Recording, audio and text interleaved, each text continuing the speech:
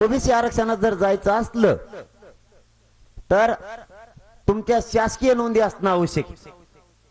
मग आता मराठ्यांच्या काल दिलेले गिरीश महाजन साहेबांनी माहिती 54 लाख मराठ्यांच्या नोंदी मिळाल्या.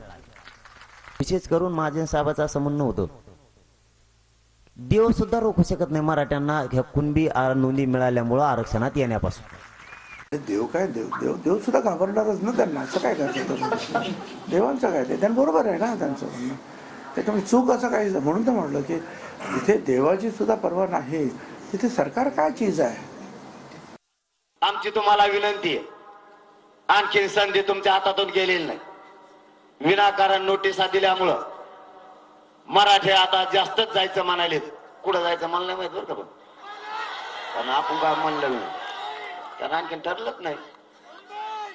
अरे बाबा जायचं नाही पण काय अडचण आहे बाबा. समजा आम्हाला जायचंच नाही पण जायचं ठरलं काय अडचण आहे बाबा. आम्हाला मुंबई बघायचं नाही काय म्हणजे सगळे दुनिया बघती. आम्ही बघितलं का मग काय झालं तुमचे रोड कसले आहेत आम्हाला बघायचे. तुम्हाला अडचण काय मुंबई आमची नाही का म्हणली तर कोण म्हणली मुंबई मुंबई काय चीज आहे. त्यांनी हुकूम सोडलेला आहे ना. प्रश्न मिटला. कसली मुंबई काय घेऊन बसला तुम्ही. मुंबईचं कौतुक त्यांच्या पुढे तुम्ही करता.